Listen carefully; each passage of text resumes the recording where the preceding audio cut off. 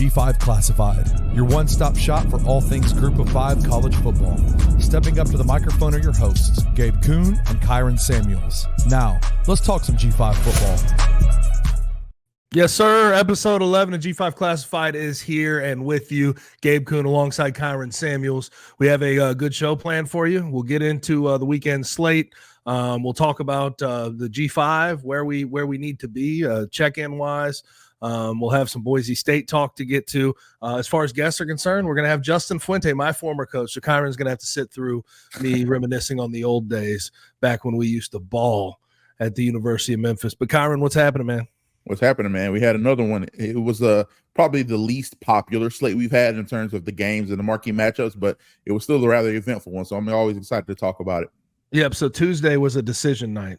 Tuesday we had the pollsters out. The pollsters were ready to go, and we had to sort of figure out right from wrong, who was going to be at the top, who was going to make some things happen. And Tuesday night, of course, first college football playoff rankings. Where are you at on the first edition? Here's what I always say to people: don't give a shit about the first week of college football playoff rankings. It does give you an idea of the biases, the inherent biases that the committee is going to hold throughout the final weeks of the season. But at the same time, there's still so much ball to be played, a lot of shake up to shake out. So I usually don't freak out. I wait till about week 4 of the college football playoff rankings.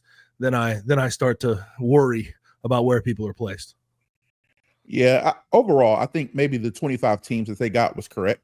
I think maybe you could have thrown a Vanderbilt in there over Missouri, even though Missouri has a win over Vanderbilt, which is why the committee said that they're there.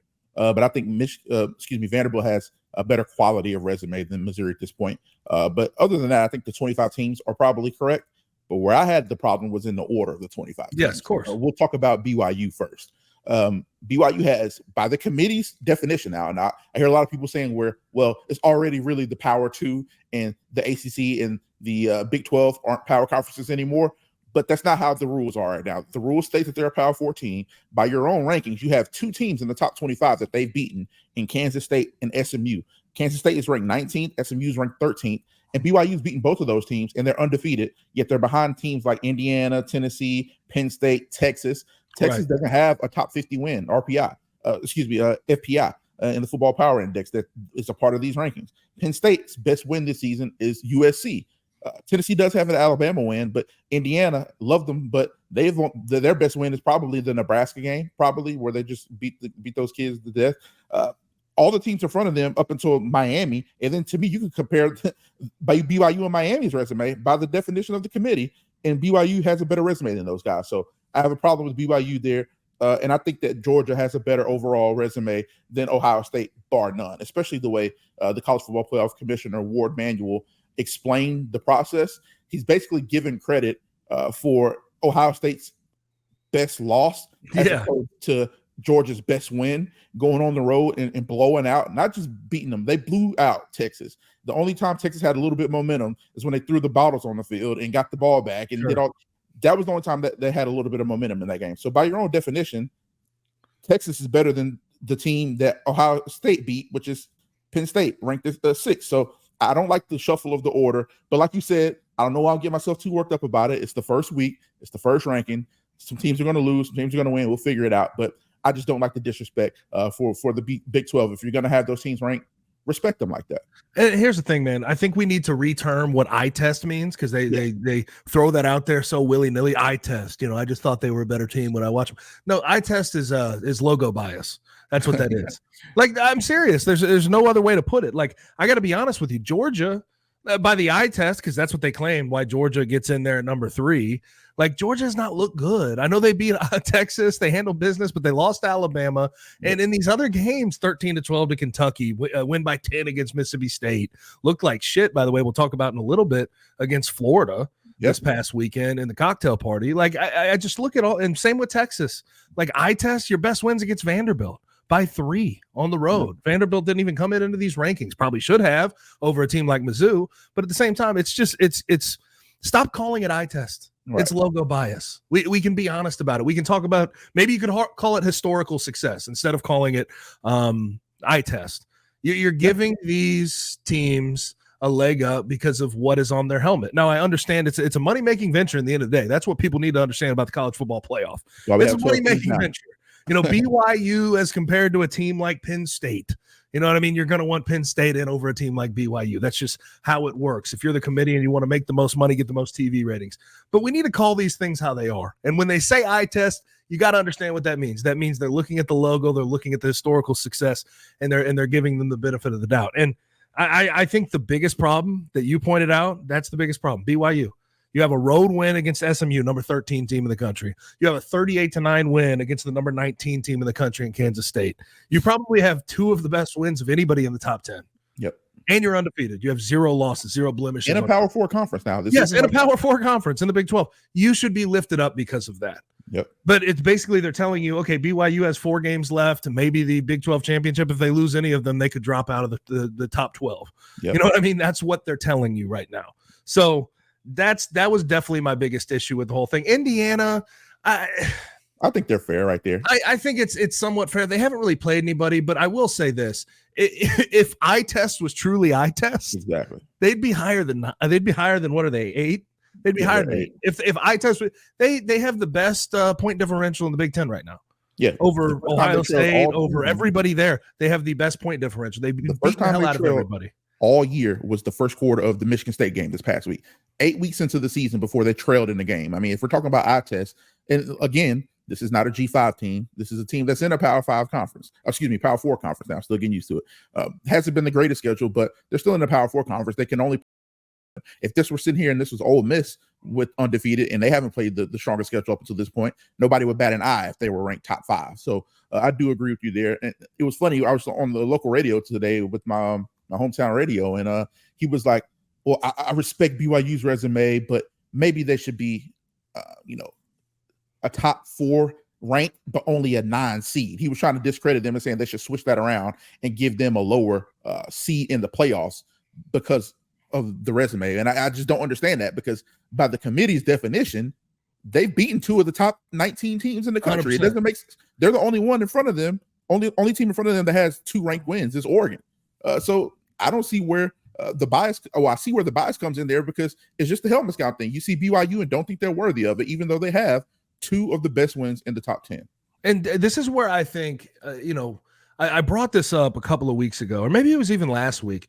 Like the quad system that they have in college basketball, quad 1, quad 2, quad 3, quad 4. Quad 1 could be 1 versus 18 at home, 1 versus 25 neutral, 1 versus 30 on the road. And you give them credit for a quad 1 win. And then quad 2 would be the next tier, quad 3 next tier, quad 4 next tier. Do that so we can actually sort through these things. Because if we just go by the letter of the law and the resume that has been put out there, BYU probably has a top 5 resume. If we're just being completely honest with ourselves. No question. So I think there needs to be, with especially expanded playoff, we're at 12, could go to 14. Who knows if we go to 16 or 18 after that.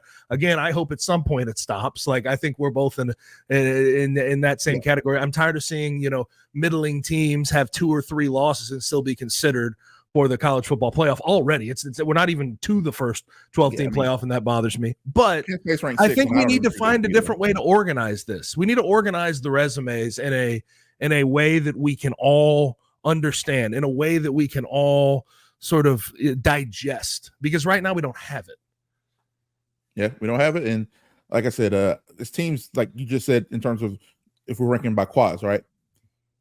I don't think Penn State should be ranked 6th in the country. Like, what if their best win is on the road at USC, where they? Well, honestly, it's Illinois. Illinois is probably their best win. 21-7. It was 14-7 with a few minutes left to go in the game. Yep. Illinois having a chance to tie too. So that type of team is why should they be ranked ahead of a BYU? It's purely, like you said, a helmet scout thing. It's purely a money thing at the end of the day, and they're basically telling BYU and the rest of the Big 12 that you have 0 margin for error. You lose another game, you're done. Doesn't matter if you win your conference. Well, the conference champion is going to go by virtue of the rule, but they're making it hard for everybody. They're telling them that they don't have your margin for error. But we can move on from this topic. We can talk about this all day, but I get a little bit fired up, because if you're going to have the rules, at least follow them.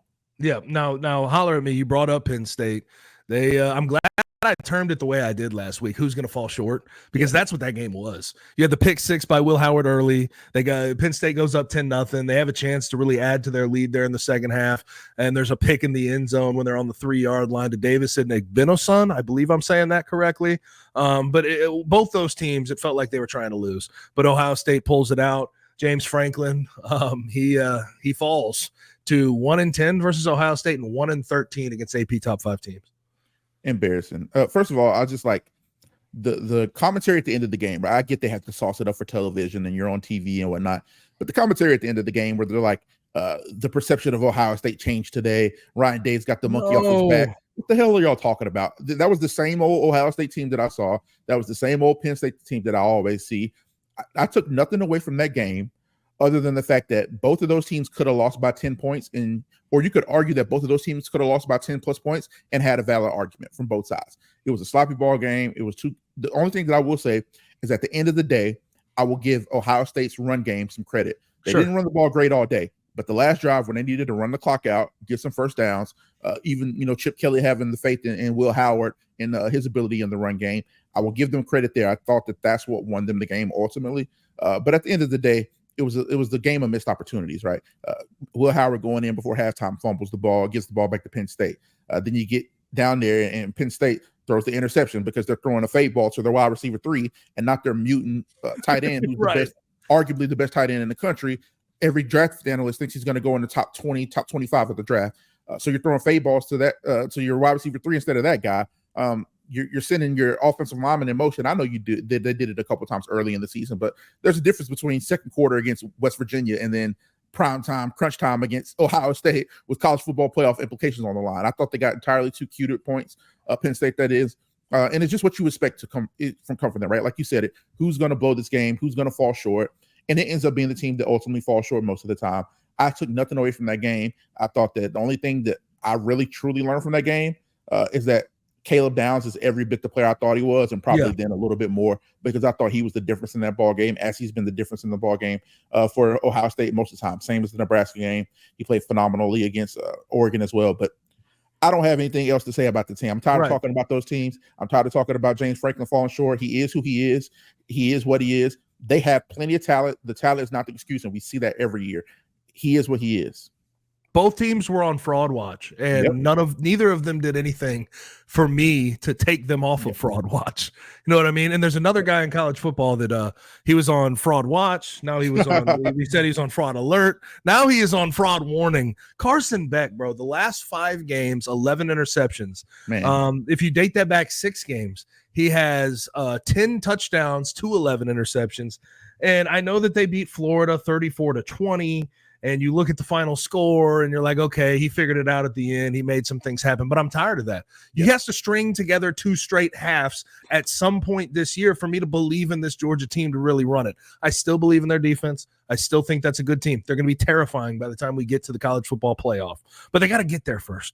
And Carson Beck throwing 3 picks, that will be detrimental to their success, and it has been, but it hasn't bit them in the butt too much besides that Alabama game. But coming up this weekend against Ole Miss, buddy, you can't play like that. Ole Miss will expose you. They just opened up their offense. I'll talk about it in a little bit.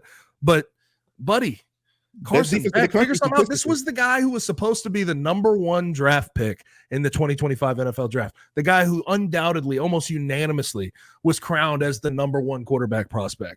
He looks like shit. I'm just being honest. He looks terrible. His decision-making, he's also indecisive. He seems uncomfortable in the pocket, doesn't know when to tuck and run. Everything about his game right now is on full display and not for the better. Listen, I'll throw a random stat at you that kind of blew my mind when I saw this. Shout out to Brandon Zimmerman on Twitter, at BZSEC. This is the stat. Georgia is scoring 34.8 points per game in the 4 games that Carson Beck has thrown 11 interceptions. In the 4 games that he has not thrown an interception this year, they're averaging 31.5 points per game. That's so nuts. Miraculously, in the games that he's turning the ball over and not having success with the decision-making, they're scoring more points in the games that he isn't, which just speaks to the level of talent that they have. And people say, oh, there's no threats, there's nothing there. I give him a little bit of credit because he factors into that. 1, the talent, 2, the coaching. they're still finding ways to put up points, which is insane. Well, but that also tells me those guys on the sideline are saying, okay, Carson don't have it tonight. Let's pull the chain a little harder. That's what that is. And you have enough talent to really flip that switch and get going. If you're that defensive side of the ball, if you're Glenn Schumann, you take a few more chances here and there, get some more havoc plays. That's what that tells me. Because in no world should that stat be real. But it is. Yeah. It is. I'll give him credit for that. Another random stat I'll throw out there about Beck is that he's throwing the ball 29.7 times per game last year. He's throwing the ball 36.3 games per time this year, which I think may factor into the fact that he's making those erratic decisions early and they're having to throw the ball a little bit more.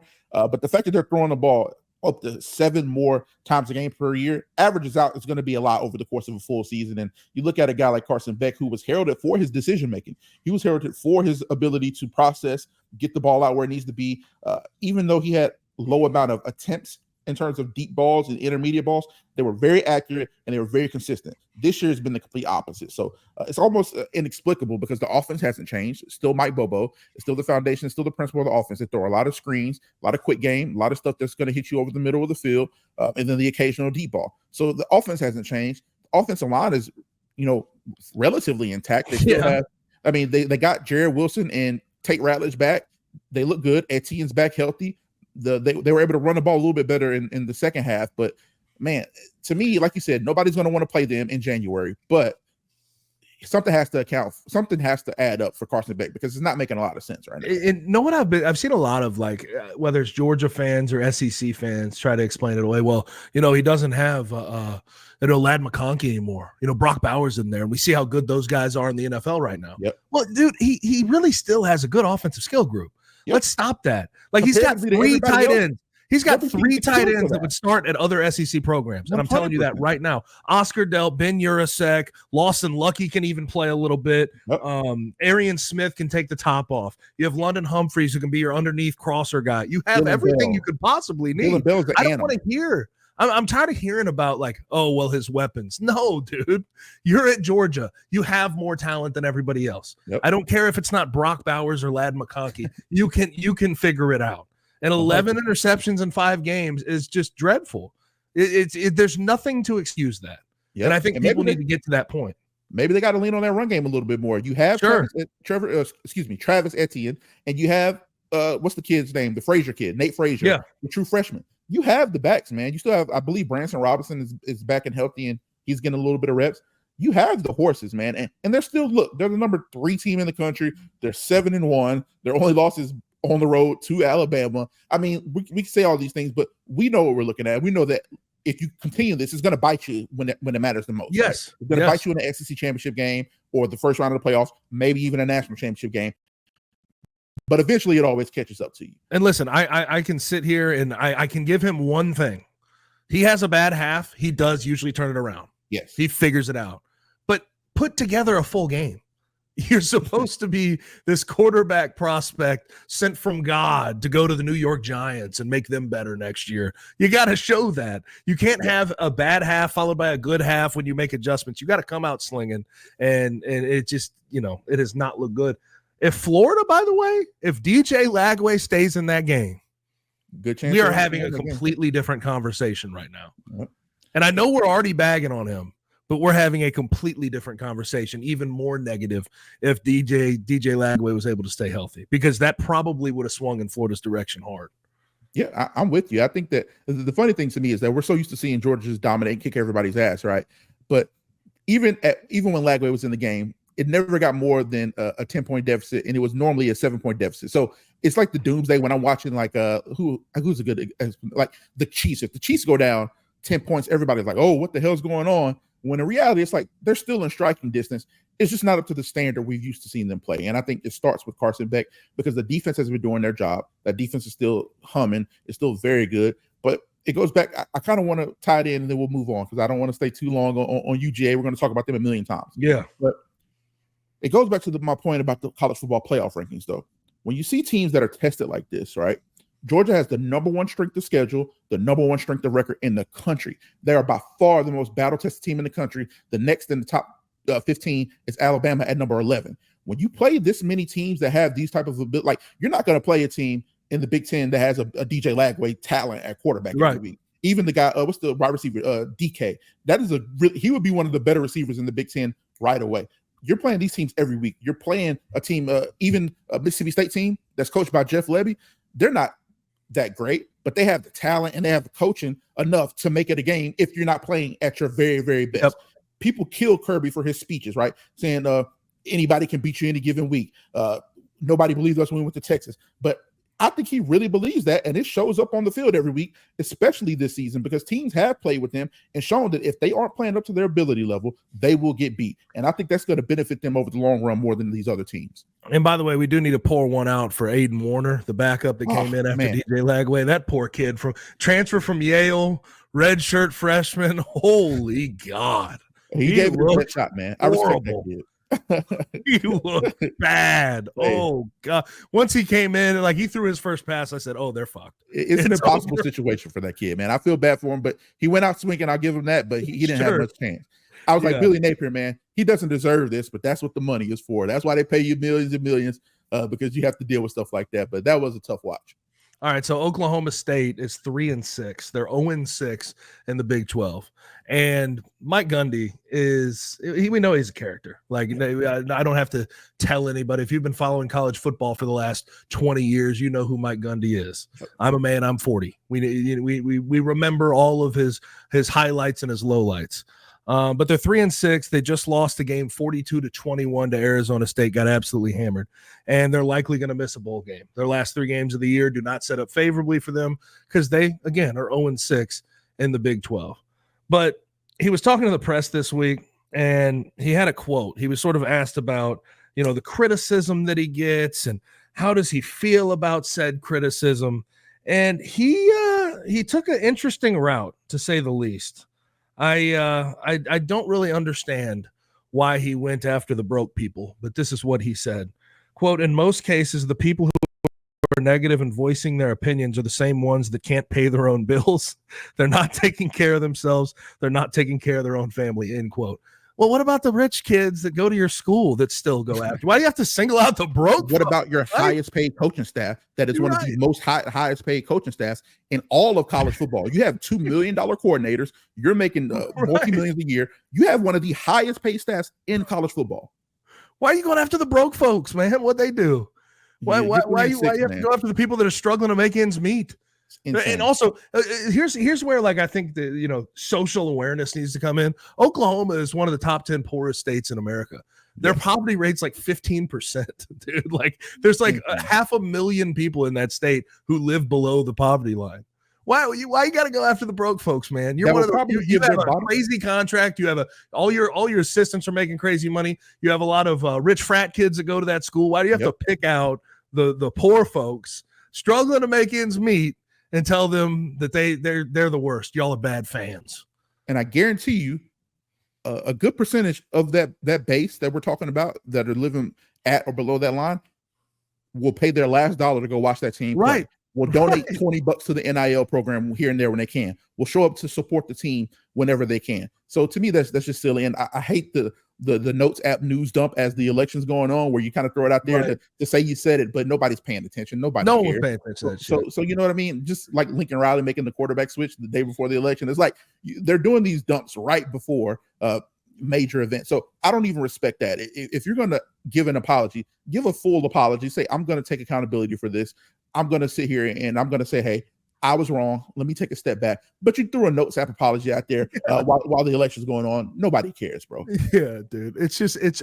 I don't get why he singled out poor people. I don't get that. In the state of Oklahoma, singling out poor people is just a bold strategy altogether. But hey, it is what it is. Now let's get to our winners and losers of the week. I'm going to start with my winner, and I'm going to go with Ole Miss. I picked against them this week. I was dead wrong. I thought they were going to go on the road at Arkansas, and they weren't really going to make anything happen. But they are 6th in the country in offensive yards per game, and they showed that they can actually score and take advantage of opportunities, even though they hadn't really been doing that at a high level before. They hung 63 on Arkansas on the road. And Jackson Dart reinserted himself into the Heisman conversation. If he beats Georgia coming up this weekend, it could go into hyperdrive. But 25 for 31, 515, 6 touchdowns, 0 interceptions.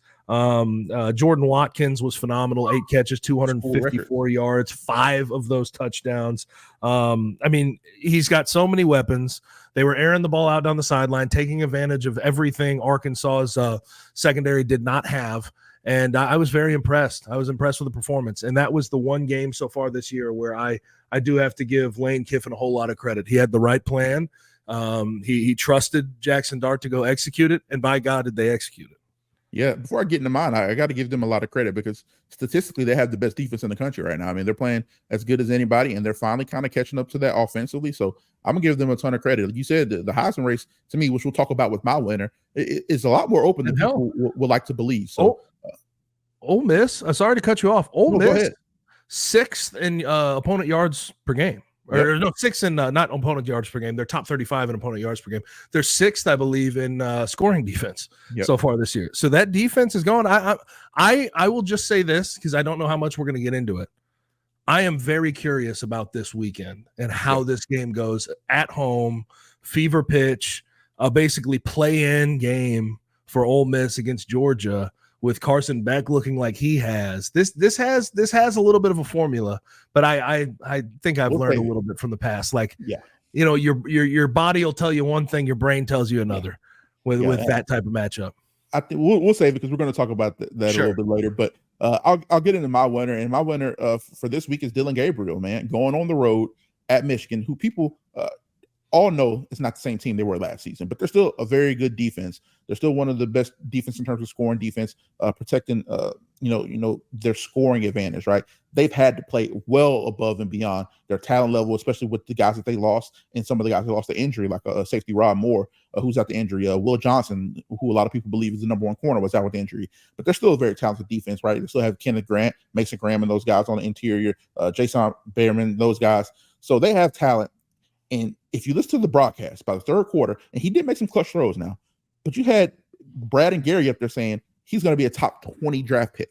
They're saying, how could you watch this guy and not say that he's not one of the best quarterbacks, if not the best quarterback in the country? How can you watch this guy who's making all these plays and say that he can't play? He has the same body type as Baker Mayfield. It's not like he's a shorter guy, but he's still stout. He's built. They were just I was like, what am I hearing right now? So when you look at the Heisman odds after the game, he shot up. I mean, he was already number one in some books, but he shot up to number one on most of the books in terms of the favorite to win Heisman. So people are not only believing the hype that they're hearing, they're watching the games, and he is performing well. Despite, I mean, he has a bevy of receiving options. I mean, he probably has, I would say, maybe the most targets that he could throw to consistently. If you look at the wide receiver group, you lose a guy like Tez Johnson, who went down and he was their number one receiver, and then you bring in the Alabama transfer, Trayshawn Holden, and he goes for over 100 yards. You have Evan Stewart, you have Terrence Ferguson, you have Sadiq, the tight end, who's really a flex wide receiver, in my opinion. Then you have both of the running backs out of the backfield. I mean, they have as many talented skill guys as anybody in the country, plus one of the better offensive lines in the country. So he has as good of a supporting cast as you could ask for. But people are believing this, and that's why I think he's the biggest winner, because look at the odds, look at the draft talk about him. He's probably done more for himself this season than the other 5 years of his career combined. And he's adding to his record books. He's going to become the all-time leading passer at some point in the season. He's probably going to become the all-time leader in total touchdowns this season. It's going to be hard to deny him anything at this point. I think the draft talk is just premature 100%. How do you feel about the records, though, with his fifth year, that type of thing? It's tough to, take those 100% seriously, right? Because I was there, right? I was alive to watch Timmy Chang. I was alive to watch Kellen Moore. I was Colt Brennan just slinging Case Keenum, slinging it around the yard. I was alive to watch those guys go at it, right? So I know what they did in the time frame they did. So I will say that, and in the era they did, right, when it was still mainly a lot of running the football, and you weren't really seeing teams air the ball out like that. People, we were just coming around to the air raid and the run and shoot, all those types of systems. Yes, 100%. So I will give those guys a little bit more credit. It's the same thing, right? Like when you see, I don't want to discredit a guy like Travis Kelce, but you look at Travis Kelce and he's just now passing Tony Gonzalez's record. It's like, to me, that's a lot more about Tony Gonzalez than it does about Travis Kelce, because he did it in a different era and he's just now getting to Tony Gonzalez's record, right? So it's still something to be proud of. It's still something that, hey, there's a lot of other 6-year players that weren't able to accomplish that. So I will give him credit there, but we'll look at it with a little bit of a side eye because we were there to experience the other. Well, they go win a national championship this year. Salute to Dylan Gabriel if he has all those 100%. Records. There's no doubt. Now, my loser this week, I'm going to go with Dabo Swinney, and that's because Louisville went into Clemson and won 33-21. Can I ask, like, just the listeners out there, did you even know about it? Did you even pay attention? Did you really care? Like, honestly, like the past 2-3 years, we have sat here and watched Dabo Swinney sort of swing and miss a few times. And that's sort of putting it lightly. He doesn't use the transfer portal. We have a lot of things that we bag on him for. But he'll lose games, and know what we do? Feinbaum show goes out there. Is it over for Dabo Swinney? Is it completely done? You know, you get to ESPN and you get to College Game Day, and all the whole game day crew is talking about, like, is Clemson ever going to be able to capitalize and go win a national championship again? And most of them say no, right? But this year is different. They're sitting there at 6-2, and everyone has just accepted, yeah, it's over. Yeah. It's done. The thought of that Clemson team, that roster, that program ever capitalizing and winning a national championship, that facade is over. Yeah. It was just crazy to me to see the lack of reaction to Clemson losing their second game of the year. The past few years, it would have been front page news. Now no one cares. Yeah. Everyone's just sort of looking at it like, yep, of course. They're not that good. It just amazes me. As someone who's been following this the entire time, I was just amazed that no one batted an eye. Yep.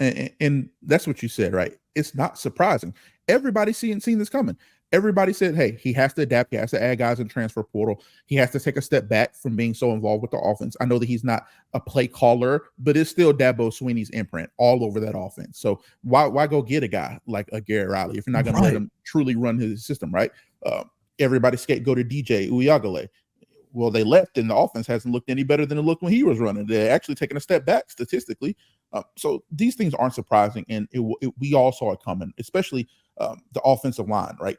They have been protected by generational quarterbacks. And I know we throw the term generational around loosely, but Deshaun Watson, we know the situation. In college, they called him Michael Jordan in cleats. Yes. Trevor Lawrence came back after that, wins the national championship as a true freshman, has one of the better careers we've seen at the collegiate level. Then you get DJ, and it takes a little bit of step back. You still win 10 games, right? But everybody's, okay, so you have the five-star kid, Kate Klubnik.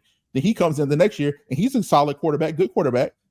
Don't take a step forward. This year, don't take a step forward. It was repetitive, right? The same mistakes have been repeated, and you can't give a guy like that excuses, especially when it's not a program that lacks for resources. If he was at a place that wasn't able to compete with NIL, wasn't able to compete with recruiting, look at their roster. They have blue chip talent. I believe they're still in the top 6 or 7 in terms of blue chip rate, in terms of getting those elite players, and it's still there on the defense for the most part. But they haven't been able to score points when they needed to. So the biggest thing for that, but before I move on to mine, Louisville looked like the faster, more physical team. They were beating those kids to the edge. Damn near more talented team. Yes.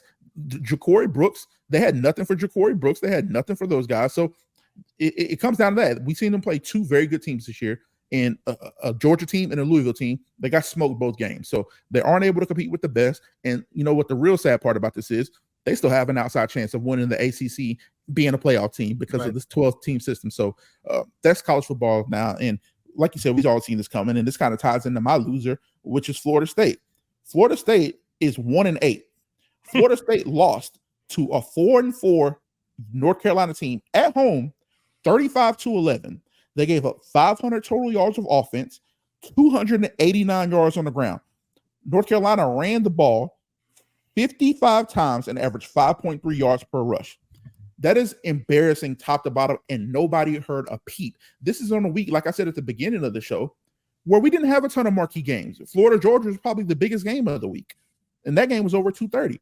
This game, literally a year ago, if this happens to Florida State, we're singing gloom and doom. What the hell happened to Florida State? We're at the point of this season, right, where nobody cares that Florida State, who was 13-0 last year, vying for a playoff spot, is one of the worst.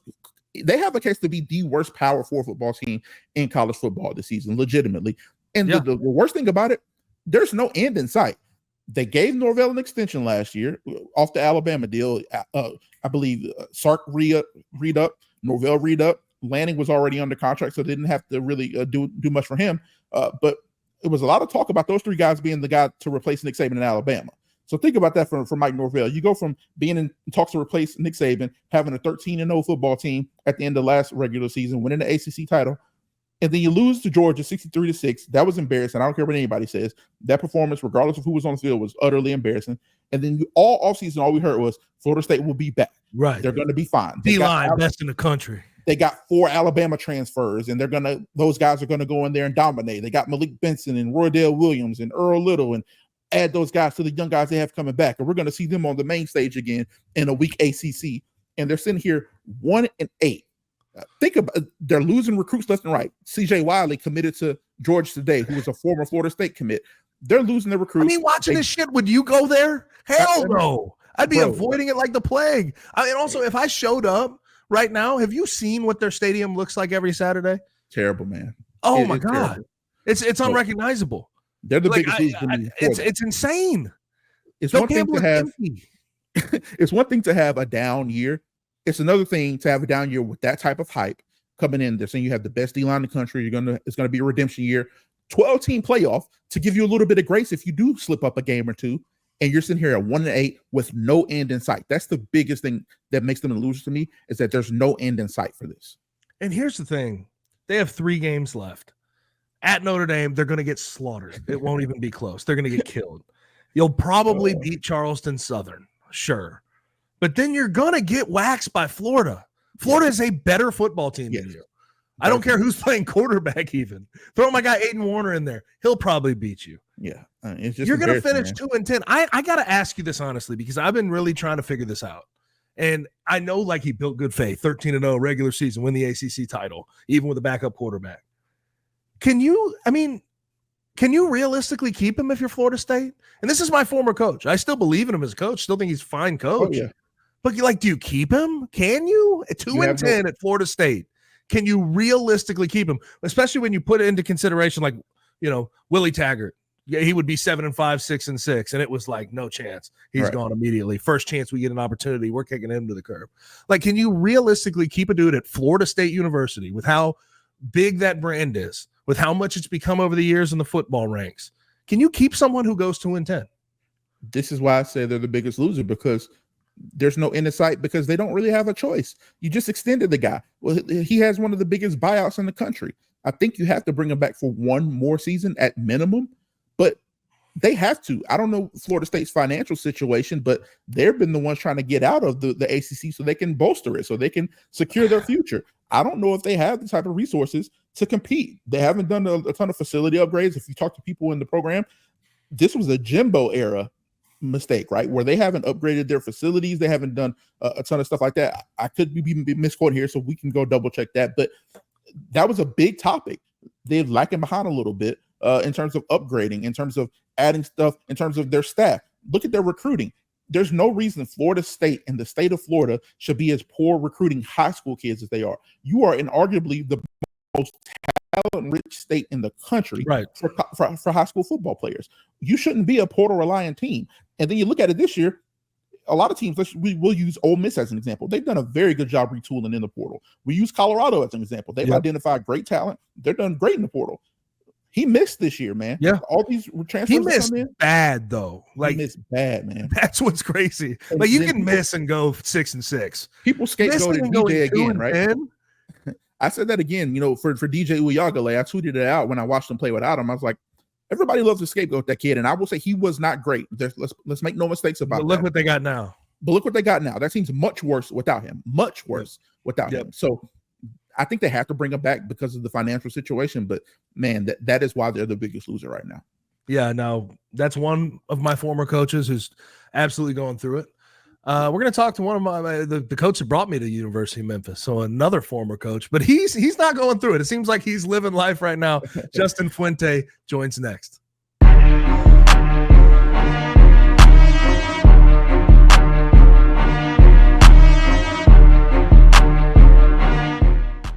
This team, that they're just not good. This is just not a good team.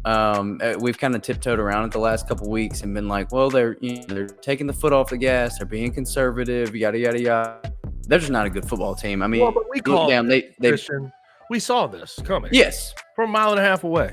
Yeah, absolutely. And that's what I'm saying. We haven't been able to come out and really say it yet because they're winning ball games. just the eye test, they're not a good football team. It spurts where they're a good football team, but just as a whole, they're not. Play calling is so out of sync. Yep. It's insane. There's no flow. There's no feel to it. I understand there's a consistency to this program that was never there before.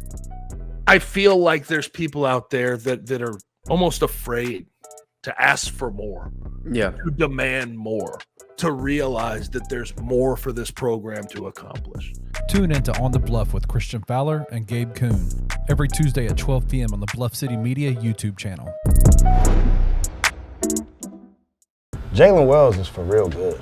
He is. He never looked like he was out of the moment. Yep. Took some big shots. Yes. Even. And some that maybe weren't as big a shots that he took, but just looked as calm and cool in all situations. But then he moved him to the starting lineup, and it was like he elevated himself. Mm-hmm. It wasn't like he went to the starting lineup and it was like, oh, I'm out here now with Ja and Jaren. No, it wasn't I'm just out here. It was like, let's go hoop. Yeah. It's going to be hell for them. Talking about Taylor and the staff.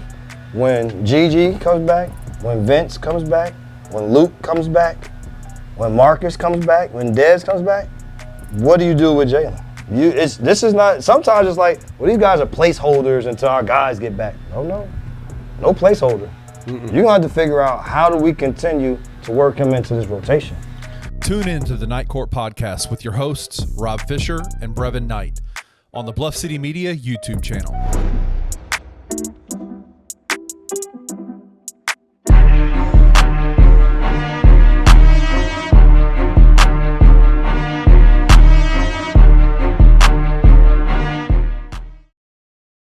We are back at it. How about it? And we have a treat. How about it? Justin Fuente, former head coach, University of Memphis and Virginia Tech. My former head coach brought me into the University of Memphis. Coach, what's happening? Not much, man. Gabe, it's good to see you, man. You're a superstar now. I don't know about all that. I don't know that. Radio, you know how radio is. Yeah. People feel like it's been dying for years, but I'm kicking. I'm still doing my thing. That's cool, man. Yeah. I'm proud of you. Yeah, but you were telling me before we even got on here, because I get this question all the time, what are you doing these days? Everybody thought you were at Indiana. You told me you were there for 3 days. Yeah, I went and hung out. A buddy of mine got the offensive coordinator job. During their bye week, they dismissed a coach and then hired him, and he asked me to come up there. So I went up there for 3 days and had a blast, went to practice. Right. Coach Allen was great to me, got all kinds of gear and everything, but Then I met my family. They were in Bloomington, Illinois for the weekend. My wife was going into the Athletic Hall of Fame there. And then I flew home with my family that weekend, and everybody was telling me that I had taken a job in Indiana. Like people in my kids. It even made it to your Wikipedia page. How about that? People in my kids' like physics class are saying, man, I'm sorry you're going to have to move. It's too bad. My daughter's like, what's going on? I'm like, nothing. Don't worry about it. So, you know how things get twisted up sometimes. So, was there another one that I see it? I forget who's it was like fantasy football, something or other. Did you ever see that? There was another one you were listed on another site a couple of years ago for whatever reason. I think it was like Fantasy Football Manager or whatever it was. I don't know if that got lost in translation or what.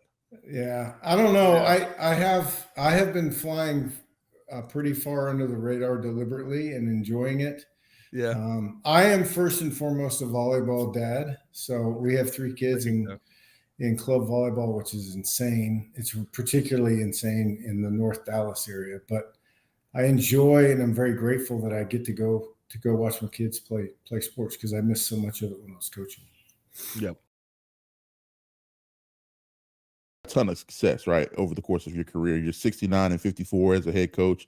You've been 2-time ACC Coach of the Year. You've won 5 or more games and 9 or more games in 5 of your 10 seasons as a head coach.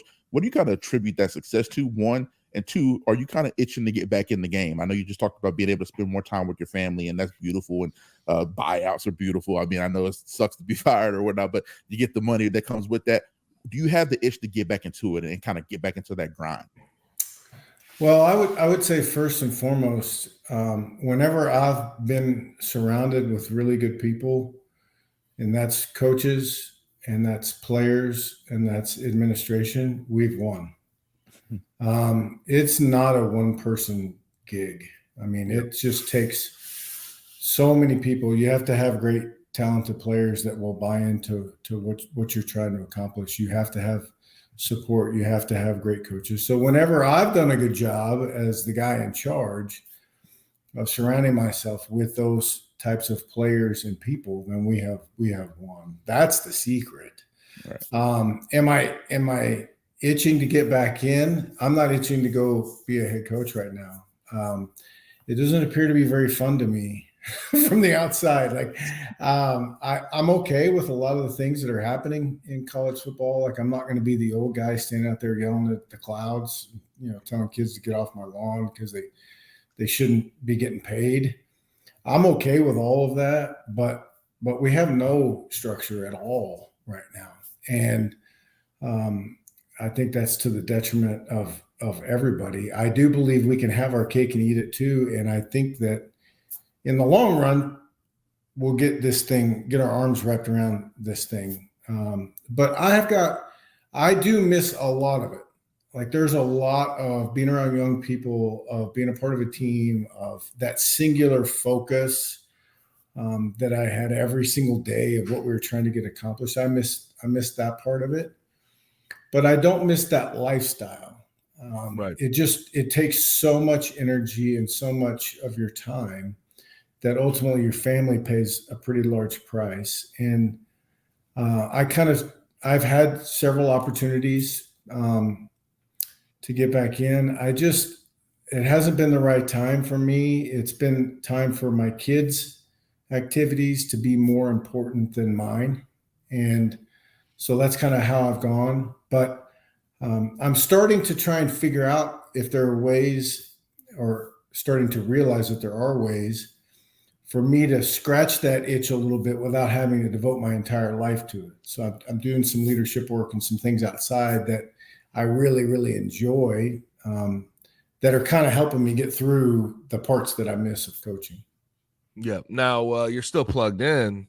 Where does this all end? We do a Group of Five podcast. What's going to become of the Group of Five and the Power Four and this whole structure of college football? Do you have any guesses, any estimations of what we're going to see in the next, decade, 20 years?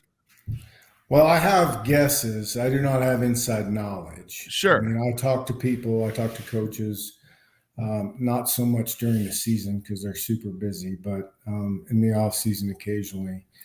And they're in all these bigger meetings that I'm not in. But I'm not sure anybody knows. I think we're on the cusp of a rather large change. I mean, in my mind's eye, I can see it looking like the AFC and the NFC. You're right. Almost getting that with the Southeastern Conference and the Big Ten. Like, I can see that growing, and there's two divisions, and there's this one level of football that hopefully maintains some form of academic component to it.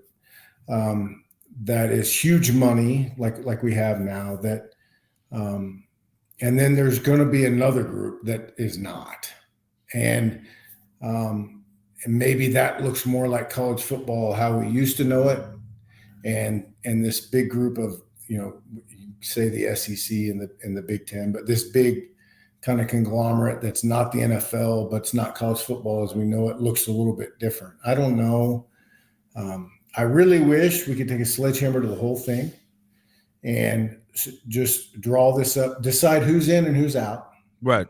And whatever that number is, if that's 65, it's 70, whatever, I don't know. And like, personally, if you've always been in, I'm not sure you should get to stay in, right? There's some schools out there that just go to the mailbox and open up big checks every year that don't deserve it. And then there's some schools out there that bust their tail and make the most of the resources that open a much smaller check. And I'd like for us to figure out who's in and who's out, and then let's divide it up geographically and split the money even. Yeah. Now, I don't know if I can get people to agree to that, but that's what I'd like to see. Split the money even is where you lose everybody in Yeah, the that may Big not Ten go and over SEC. very well. They stop listening there. Yeah. But how about where would you? All right, at Memphis, where would Memphis fit in this whole thing? What do you think about that institution, where they're headed, what they've done with the NIL money, everything else? Well, it's just I'm just going to be candid. Good, of course. Memphis has got to understand that football drives the boat. It's not basketball. As much as Memphians love their basketball, and Memphis basketball has been, has really put Memphis on the national stage years ago. I understand all of that. That was the way Memphis could compete against the Southeastern Conference in basketball. I get all of it. I understand it. But that doesn't mean I agree with it. That doesn't mean it's the future. And Memphis in the last 15 years has taken huge strides towards that. And the mentality of the donors and the people that support the program have to understand that is nice. That's an addition to what Memphis can be. But what Memphis has to be in order to be in this big club is football. And it's positioned in terms of location. That's the biggest thing for me. When I took the Memphis job, when it was not a good job, or perceived to be not a good job, I should say. I think it actually was. You had to get past the warts. But the location, my goodness, is located so close to so many good athletes. You have a real chance to do something. But I just think we have to realize, and quite honestly, it is better than it's ever been. In Memphis with what I'm referring to in terms of understanding the importance of football. But there's another level that it's going to have to get to of importance for to be included in that club. And I believe they're positioned well to do that. I know there's the city or however it's worked out financially to spend money on the Liberty Bowl. I know that's going on, which is awesome, which has been needed for some time. It's just, we got to understand that that's the ticket, and that's where we need to devote our time and energy in terms of pushing it forward. Yep. Awesome, Coach. Kind of shifting gears here a little bit, getting it back to you. You've been able to coach some really good players over the course of your career. Andy Dalton is one that sticks out. Paxton Lynch, what he was able to do in college. Can you kind of talk about some of the best players you were able to be around and what kind of separates them, right? Because you hear it all the time. There's usually a idiosyncrasy or a little thing that separates those guys beyond being more talented, because there's a lot of talented guys. But what, in your estimation, has separated those type of players from the pack? Sure. We all have been around the freaks of nature before, right? And the bottom line is, if they didn't have something else, then they wouldn't be among the best. Like, that's just not enough. You have to have some level of it, right? Like, the good Lord has to give you some gift that you did nothing to earn. But then it's up to you to make the most of it. And I've been fortunate enough to see the Edmonds brothers that I had at Virginia Tech are the best athletes and best character kids that I've been around. And just absolutely incredible mom and dad, great family, both first-round draft picks. But for me, the best player that I've ever been around is Andy Dalton. And the guy went from he stayed all 5 years in school and made the Pro Bowl as a rookie and with the Bengals. And he was the most intelligent, competitive, confident, hardworking player I had ever seen. And he just had it was not arrogance at all. He never came off arrogant, but he also believed in himself when other people probably didn't, and worked. But he was just such a good player. Like, there was never a time when we were talking about what we were going to do and we said, well, Andy can't do that. You know what I mean? It just, and he made, I remember talking to Jay Gruden, who was the offensive coordinator of the Cincinnati Bengals. And they were thinking about taking Andy. They had Andy got drafted right at the first of the second round. They drafted AJ Green at the top of the first round and then Andy at the top of the second round. I think that's correct. Right. But I remember talking to him and I said, Coach, Andy doesn't need me to sell him. I'm just telling you, you need to just watch some of the practice film. He makes more plays that I can't believe in practice than he ever makes in the games. And he just was an incredible worker, incredible teammate. And he had one huge thing over a lot of people, in my opinion, is that he was mature beyond his years, very young. He just was never caught up in all that other stuff that we all dabble in when we're in college, that when we get older and we look back on it and we think, what the hell were we wasting time with that stuff for? And Andy was never interested in any of that. He was interested in church. He was interested in his family. He was interested in football, and he was interested in academics. And he did his best in all of those and was a great player. Yeah. Now, about Paxton Lynch, I want to get to Paxton real quick. I was there for those years, got to see him grow up. How was it taking a guy who, what did he run? Was he wishbone or wing T quarterback? Was that what he was in high school? How was it taking him and molding him into what he was, ultimately getting him to be a first-round draft pick? That was watching that firsthand was very interesting for me because he had to go step by step by step by step and get to the point that he did. It was a really cool story. I mean, a really cool, development process. And you're right, was recruited by basically nobody. And we saw him on film a little bit. He was running the wing T or the option, and he's 6'6", and you're like, great. Yeah. But then he plays in an all-star game and you watch the video and they put him in at safety at the end of the game and he jumps up and knocks the ball down. And you're like, ooh, that kid's 6'6", really? So you send somebody down there to go look at him and they come back and they're like, yes. And so we actually had a quarterback committed to us from the previous staff from Memphis. And his official visit did not go well. That was not the direction that I wanted to send the Memphis program in.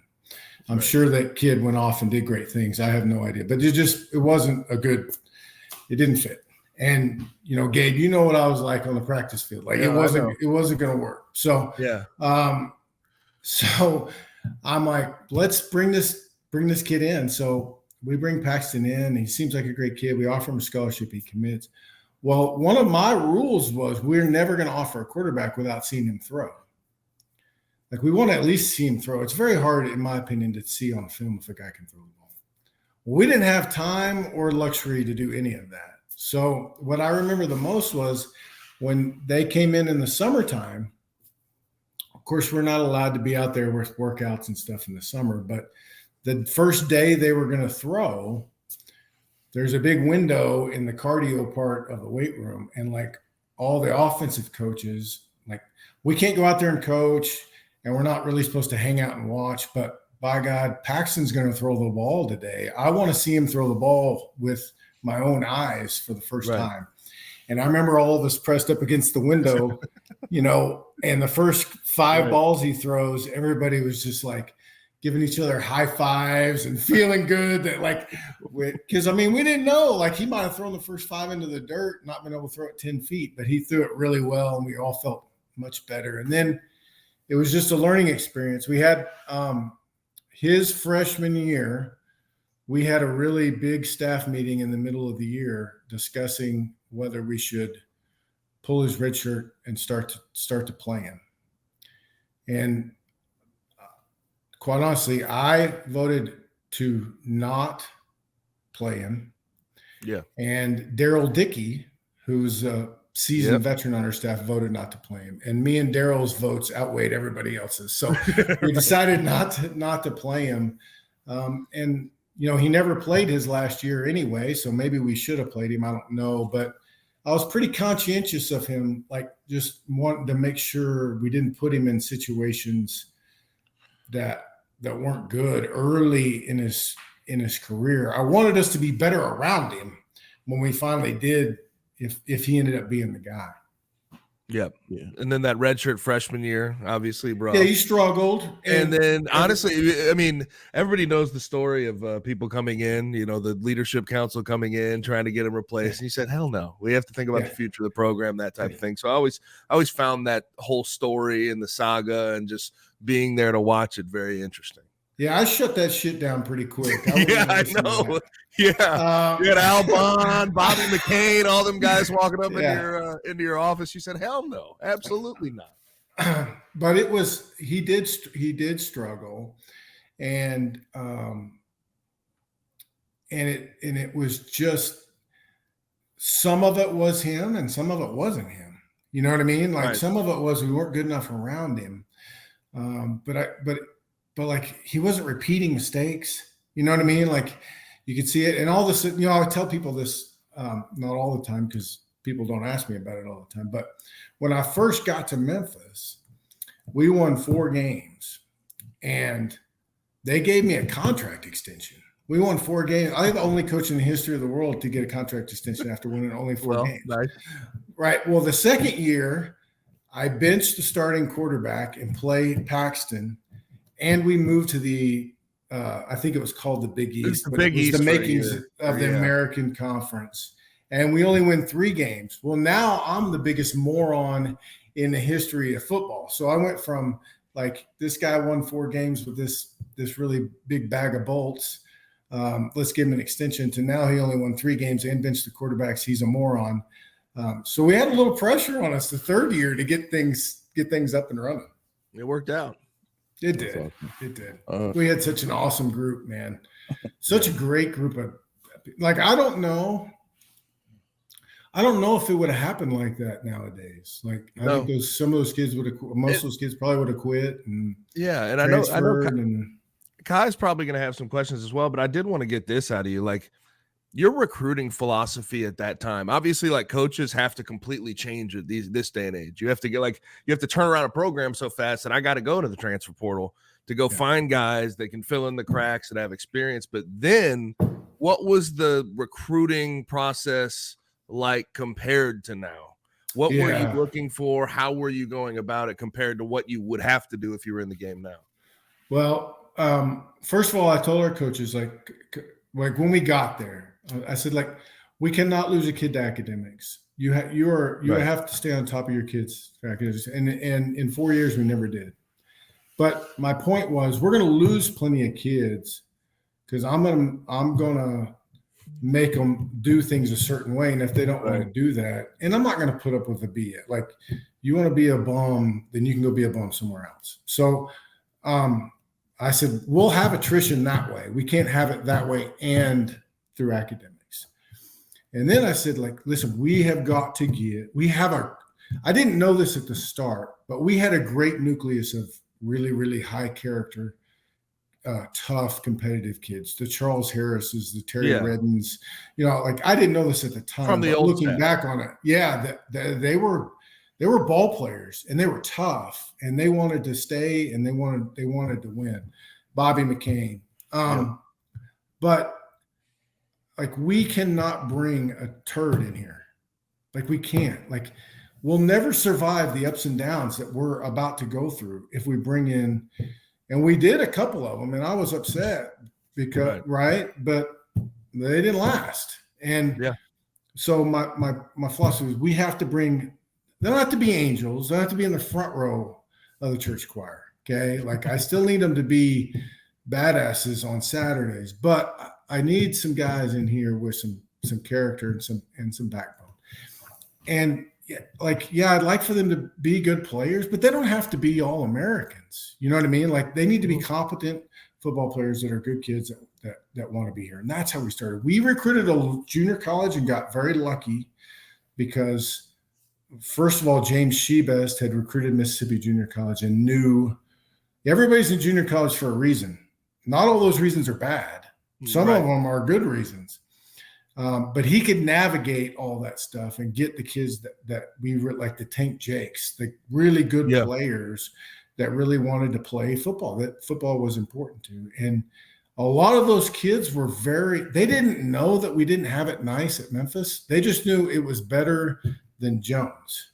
You know what I mean? Like they just at least appreciated it more than what they had seen. So Sure. we built it with high school kids and some junior college kids, and then all of a sudden we start winning. We start getting guys in like Sam Kraft wants to come now.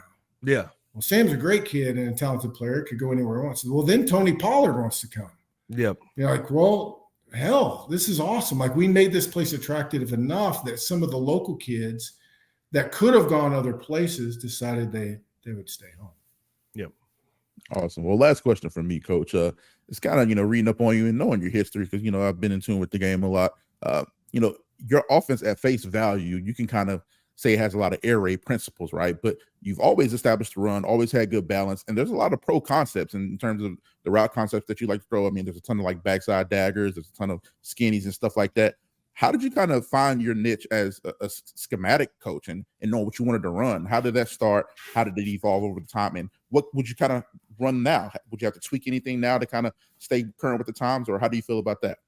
Yeah, well, in short, my growth was at Illinois State. When I was a young coach, we were a pro style offense. And what I learned there was how to throw the ball without being very complicated. Like on early downs, I'm not talking about third down. Third down's a whole different deal. But on early downs, how we could max protect and have a good receiver and complete the ball down the field and create big chunk plays without having to do too awful much because of the threat of running the ball. Because we knew that we were going to run the ball. Then I went to TCU and my eyes were open to this spread, option, read zone, this whole new deal. And I was like, wow, this is amazing too. Like we can do both. So then I started, and then as I moved up at TCU and became the offensive coordinator, my whole deal was like, how can we be a big personnel group team and a small group personnel team? And for us at TCU, it was 10 personnel and like 12 personnel. And how can we combine those things so that we're running the ball, we're getting the ball in the perimeter? And then the whole perimeter run thing came up, and that was a whole another deal. Long story short, all this time I'm just adding. I'm just adding to what we're doing. Oh, we do this. Yeah, we can do this too. Well, yeah, we can do this and no huddle it. Well, now we can do this and sprint out of the huddle and do it like this. And yeah, we can. Now we're going to get into unbalance, put the tight end on the backside, blah, blah, blah. So when I moved to Memphis, what had started like this for me had become way too much. And when we started at Memphis, we weren't very good. So I'm dumb enough that I walk in there and say, man, like we scored all these points. I'm just going to do what we did at TCU and all of a sudden everything's going to be fine. Well, we're halfway through the first spring and we're horrible. And I've still got 50 more pages of install to put in, we can't even get through a practice. And I'm like, this is not working. So I bring in Coach Dickey. I'm like, Coach, this is bad. And he's like, yeah, it really is. He didn't sugarcoat it at all. But the biggest thing we did is we went back and narrowed it on down until we got a little bit better. And then by our third year, when we won the league, and Paxton's second year of starting, what we did, the best thing we ever did was we said, okay, this is who we are. We're going to narrow this down so everybody knows exactly what to do and can play really, really fast. And we did as the least we've ever done and had the most success because we had really good players and they all understood. We made very few mistakes and we didn't ask them to do too much. So where it would go right now, like I love, it all starts with running the ball, and running the ball looks a million different ways. But if you don't have a quarterback, you have no shot. You're done. I'll tell you what, I mean, you had to simplify because you had that really shitty interior offensive lineman, number 71. You had to really insulate him from getting beat on. When you spend half your practice ripping Gabe Kuhn up and down, like trying to get him pointed in the right direction half the time, it wastes a lot of time. But Gabe was a stud. Gabe walked in and played right from the start. Like, well, I was seeing a third string center in spring, couldn't snap it to the quarterback. And then I had to snap all summer, and then in fall I moved up the depth chart. Yeah, man. Yeah. It moved quick. It moved quick, but I had never played center before. It was a learning curve. It's a little bit. My God, I was happy you were there. I can tell you that much. We needed some improvement there, but I have to say sorry to Kyron, man. He had to sit through this Memphis love fest, Memphis reminiscing fest here. But Coach, listen. I appreciate it, man. Thanks for hopping on. Yeah, anytime, guys. I appreciate it. Gabe, I'm proud of you. Thanks for having me on. Appreciate it. He is Justin Fuente, formerly University of Memphis head coach and Virginia Tech.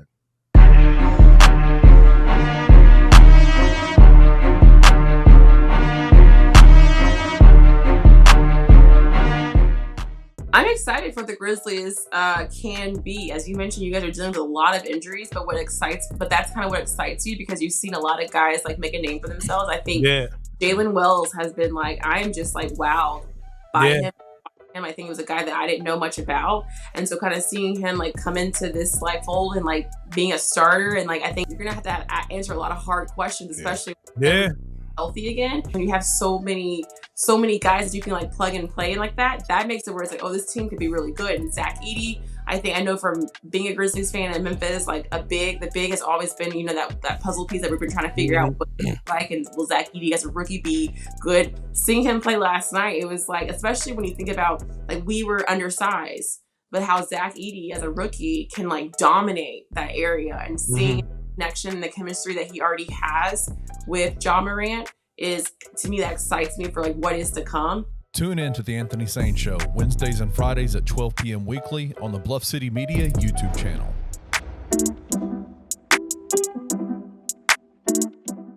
I mean, we literally got punked on Saturday, and I'm sick and tired of it happening.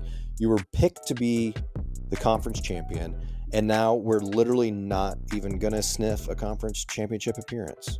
We're going to finish 5th or 4th in conference. It's so frustrating to me to sit here and watch Tulane have the turn. They were ass for so long. They just lost their entire staff, the best quarterback they've ever had in the history of their program, and they're out here averaging their conference wins there by like 30 points every week. Some coaches understand that style points matter and that you have to keep your foot on the gas. Oh, do we ever even put the foot on the gas?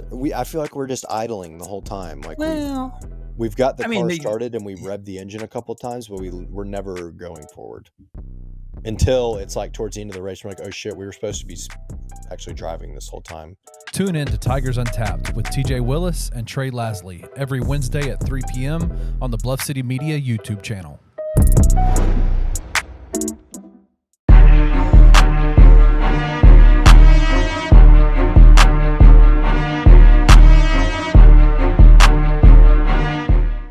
All right, it's time to hop into our Group of 5 check-in. Appreciate Justin Fuente for joining us today on the pod. But let's go ahead and hop into it. Boise State at number 12. We saved this because I think it's pretty important to talk about, especially in the first year of the 12-team playoff. But they're number 12 in the college football playoff. So right now they're in an at-large sort of spot at this particular moment. Now, I think, honestly, they may end up winning their conference and they'll be one of the conference winners. But let's think about this. BYU right now would be the 4th highest ranked conference champion. If BYU goes down, has some issues, Boise State continues to win, runs the table, wins the Mountain West Championship, we could be looking at, in the first year of a 12-team college football playoff, because it's the top 5 conference champions, you could see Boise State with a bye at the number 4 seed. That would be interesting. Like that does intrigue me. I got to be honest with you.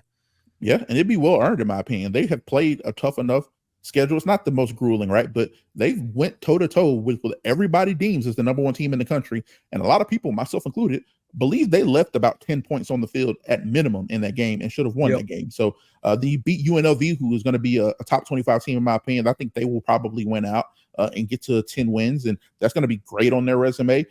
You have other teams that, even though they didn't play them this year, Colorado State, and the way that they've gone on a run is going to be a benefit to them because it's going to bolster the conference when people at the end of the year are looking at the teams from the Mountain West and saying, let's really look at the depth of the Mountain West.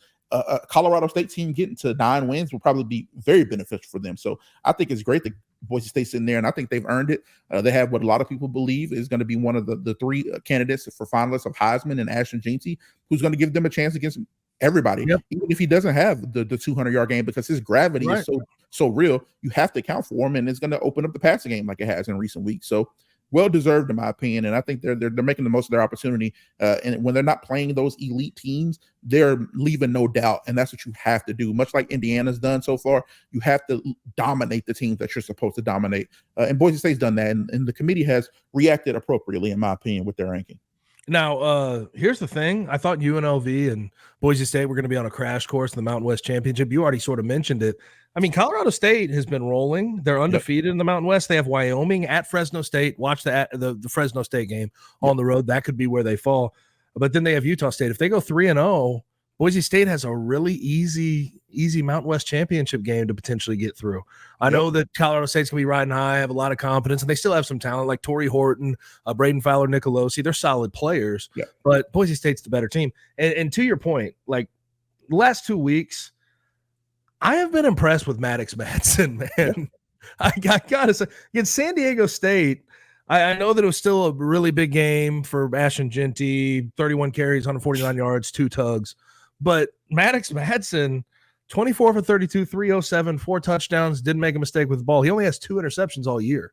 Like that guy takes care of the ball, and he keeps you on pace. They have decent enough pass catchers to can go convert some tough 3rd and longs. Like this team is a lot more well-rounded than we've given credit for. And really it's just because that star of Ashton Genty, it just shines a little too bright for the rest of the team to like get out of the, to get out of that shadow. But they are a really good team. No, who's not necessarily a very good team. Sorry to cut you off.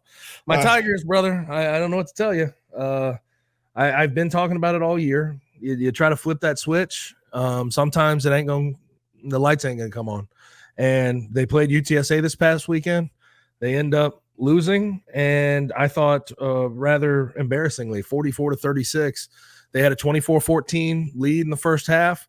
Went for 2 4th and 1s by running inside zones against the team that's number 5 in rush yards allowed per game. They are 5th in the country in UTSA. Stupid play calls, but you allow them to climb back in the game, tie it at halftime. They score immediately out of halftime, and then you start doing the turnover thing. Seth Hennigan throws a pick. Rock Taylor fumbles. That's the problem they're in with trying to flip the switch all the time. You're not accounting for what could go wrong. You're only thinking about what could go right. And against a good enough team, a team with a pulse, things are going to go wrong. And you saw that against UTSA. And here's the stats I want to throw your way, Kyron, just to see your reaction. Ryan Silverfield in his career, 8-17 against teams above 500. By the way, UTSA wasn't above 500, just to be clear, was not above 500. 8-17 against teams above 500. When he plays teams above 500 on the road, he's 0-11. And I think this week has been such a soul-searching week for a lot of people in Memphis, because it's like, how do you balance what it was like 12 years ago when Larry Porter was there? For people that don't even know him, he's old player, played running backs, been coaching running backs for years, but he coached the Tigers for, I think, a 2-year run. He won 1 game. He was awful. So how do you balance like how far they've come with how far they can still go? Like that's the conversation we're having, because we have a lot of old fans in this sort of market that say, you remember we would have begged for 7-2 back in the day. Well, it's not the same. It's not the same as it once was. Once you create expectations, you then become somewhat of a prisoner to those expectations. And I don't even think this program has reached what it should have reached by now. No, not at all. An AAC title game appearance was, to me, going into this year with all the experienced talent you brought back, with all that you got out of the portal, with the amount of recruiting you did this offseason, with the money that you have in the NIL department. The baseline for pass-fail was getting to the AAC championship. They're not going to be able to do that. Yeah, and the biggest thing is they're doing it against teams that they should beat handily, right? Right. It wasn't the old UTSA teams that had the Frank Harris types and the Franklin Sincere type McCormick and Zachary Franklin, and they had I think Spencer Burford, one of the starting guards for the 49ers. They had a really good O-line one year. This was not that. No, Navy, God bless them. We got to interview Brian Newberry. They've dropped 2 games in a row and looked terrible against Rice, who's not going to be a winning ball club this year. I mean, UTSA may end up finishing with a losing record. These aren't the type of games that you can afford to lose, right? It's kind of like the Ryan Day, James Franklin syndrome, where they at least win the games they're supposed to win. And then when you get into the AAC title game, you may drop one like that, and then you could at least live with it because you're there. It's a tough game, right? Maybe you even win and get to the first round of playoffs and you get smoked, but you can live with it because you won the games you were supposed to and you got there. That's probably the most disappointing part about this team is because they're doing it against teams that they should be handling, right? Even the Florida State win looks a little bit less impressive now. Like everything about the season has been a disappointment, and 7-2 is good at face value. But like you said, this was the year they were supposed to take it to the next notch, which could have boosted them for the future, right? You have the year you're supposed to have. You're sitting here at 9-0 with all that new influx with the FedEx stuff and all the public eyes. It could have been a program shifting year. Instead, they're talking about how disappointed it is at 7-2, or they're talking about we would have killed for 7-2 because we were so bad a decade ago. Yeah, but it's a bad place to be in. That second sentiment you brought up, like I don't rock with that anymore. I've seen what this program can be, and I also see you're getting a new stadium, you have a brand new indoor facility, you have the most NIL dollars of anybody damn near in the entire group of 5. Like truthfully, like if you're not 1, you're probably 2. And like the teams you lost to, let's just break that down. Navy can't give out NIL money. And before the week even got here where they played UTSA, before they actually played UTSA on a Saturday, Jeff Traylor, the head coach of UTSA, was saying they have 6 times more money in their NIL bankroll than we do. Yep. So resources have to equal wins. Yep. And they're not equaling the wins that you should easily have. And 7-2 in this iteration of the American Athletic Conference just isn't impressive. No one's going to accuse it of being impressive. You just get lost in the shuffle. That's what it is. You get lost in the shuffle of the group of 5 when you're going to be 4th in the AAC, even if you go 9-3. No one cares about the 9-3. They care that you were 4th in the AAC. How impressive is that? No one's impressed by that. Right. So, and like you said, man, it was right there in front of them. It's not like this is a overshooting situation where they're ahead of schedule and the losses like this will be expected and you can live with it. This isn't that situation. They're a team that a lot of people believe would be the G5 representative from the playoffs this season. And like the games that they've lost have been close, heartbreaking losses. And I would even say some of the games that they've won didn't have to be that close. No, not Charlotte. You had to go down the field in a minute to go beat Charlotte. For God's sake. North Texas is a solid team, but I think Memphis is a better team, top to bottom, than North Texas. Should have been more decisive. So it is what it is. Like you said, man, the data's adding up in terms of above 500 teams on the road. Yeah, the data's adding up, and it's hard to ignore. But like you said, it's going to be hard convincing those people that have been through those struggles with the team to realize what they could be. But here's the truth. 30% down in attendance in 6 years, all these different things add up, brother. And I'm not saying he should be fired. I'm not saying Ryan Silverfield's like going to get fired or should be fired. He shouldn't be fired. He's 7-2. But at the same time, like I implored a lot of my Memphis listeners this week on the show, like, don't be afraid to demand more. Yep. You know what I mean? Don't be afraid to demand better because you should be better. You should have more because next year you're not going to have an experienced team. You got to start it all over. Now you have a four-star quarterback and Antoine Hill Jr. ready to come in, but like that's a true freshman quarterback. That doesn't always go very well. But moving on, MACtion is back, baby. Hell yeah. We got to see our guy Chuck Martin, who we had on the show last week. We got to see him on Tuesday handle business late, although it was way too close. We got to win. he got to the 2-minute timeout. What was it, 2nd and 10? Something like that. And he decided to throw the ball 2 times with Brett Gabbert, and then 2 incomplete passes, kicks the field goal, goes up 27-21. Then they have to play some defense the rest of the way. But MACtion to me is just like, it's what America's about, man. Yeah. Like just a not very good product, and the coaching not very good all the time, and just mistake after mistake. But we love it because of that. That's why we love it. It's like the people always talk about watching a car crash. Like it's kind of that. It's got that vibe to it at times. Yep, and on the other end of the stick, you can tell the great coaches at the MAC level, right? Yes. Like when you saw a Sean Lewis, what he was able to do at Kent State, who's now one of the worst teams in college football again.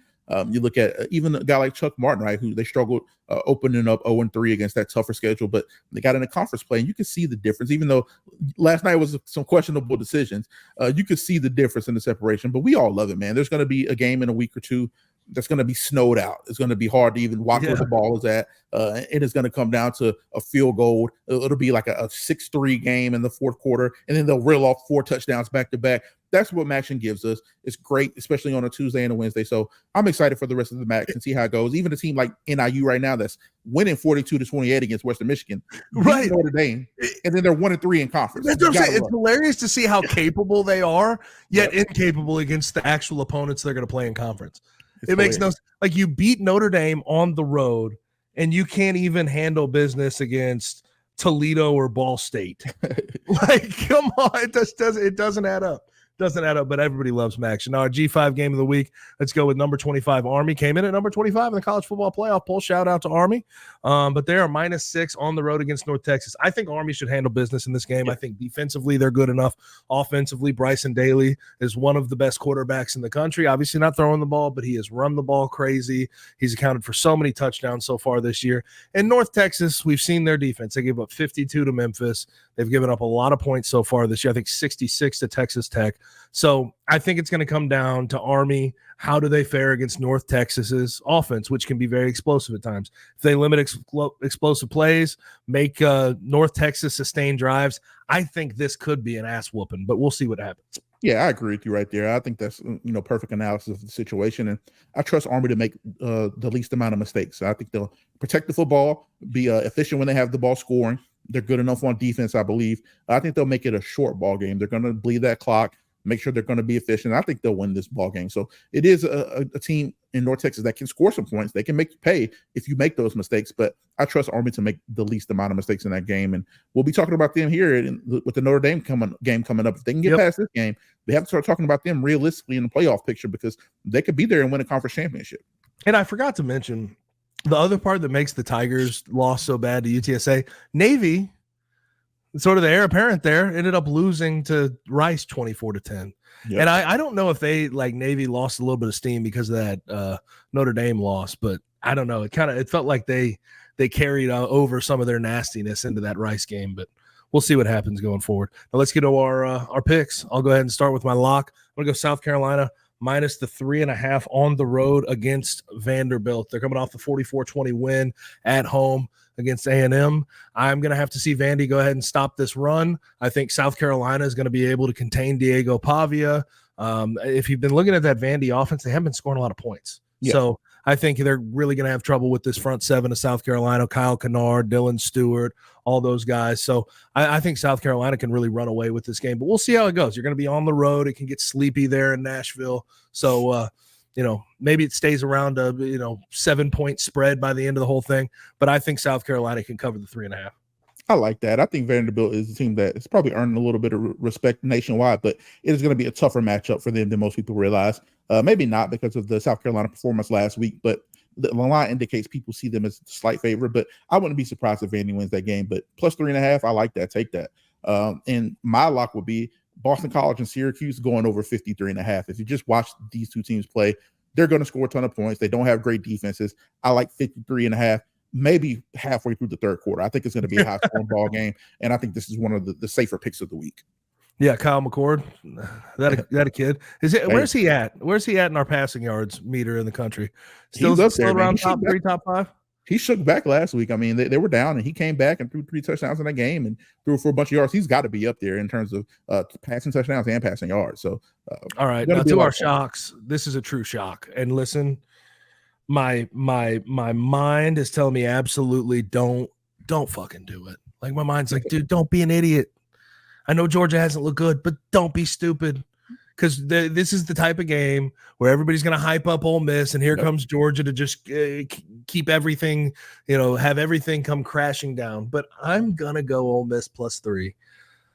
If Trey Harris plays, I like it even more. But Jackson Dart had his best game of the year. They opened up the offense. They're starting to take some shots downfield. They are 6th in the country in scoring defense. As long as they don't turn the ball over at some crazy rate, I think they'll be okay.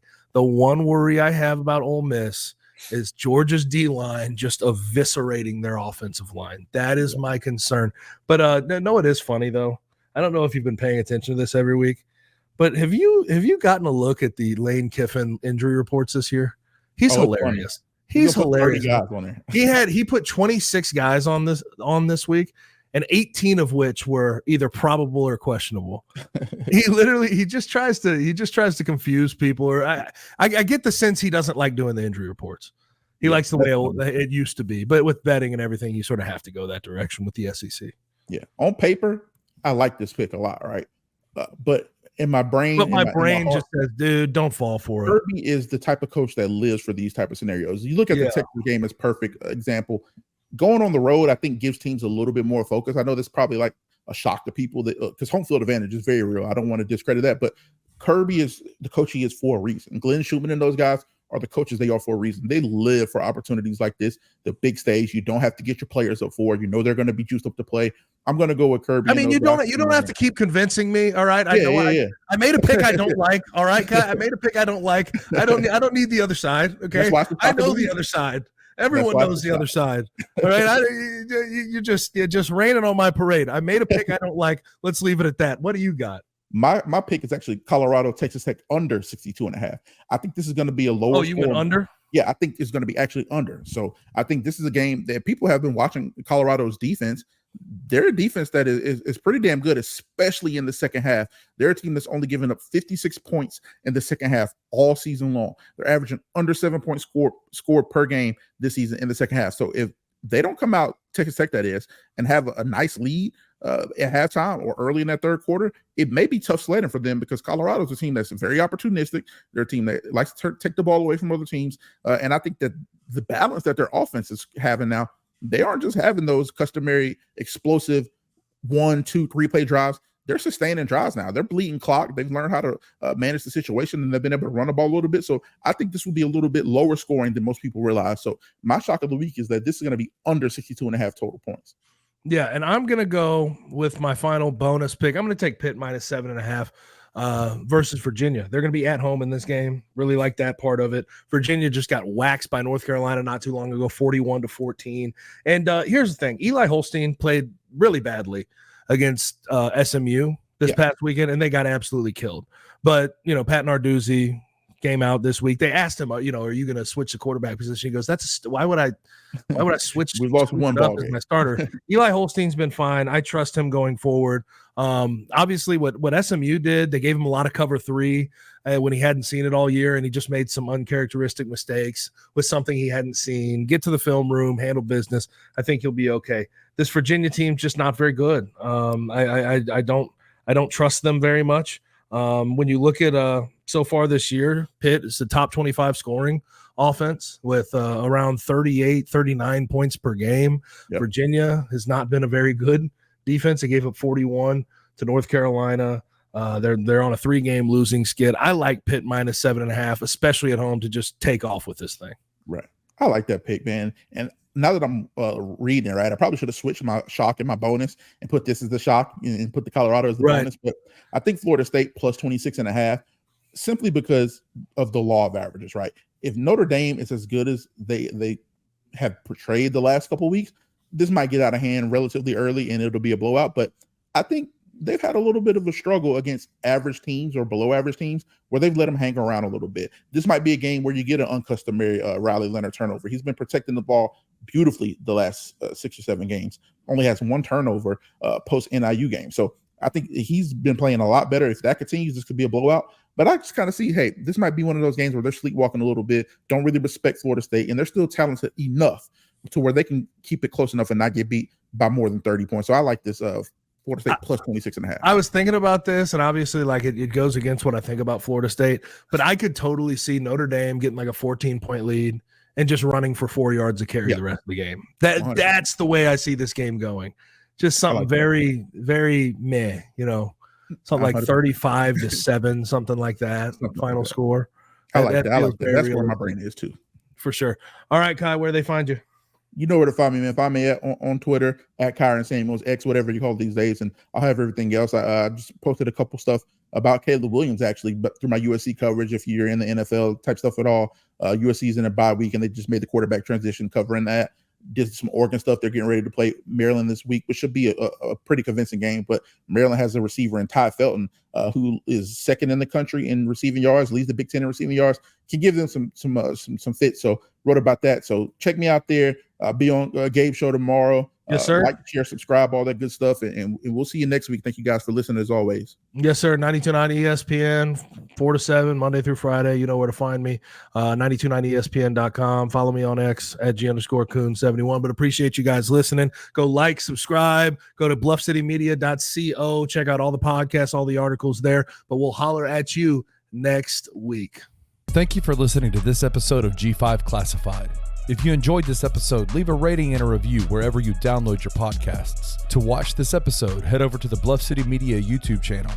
We'll see you back here next week.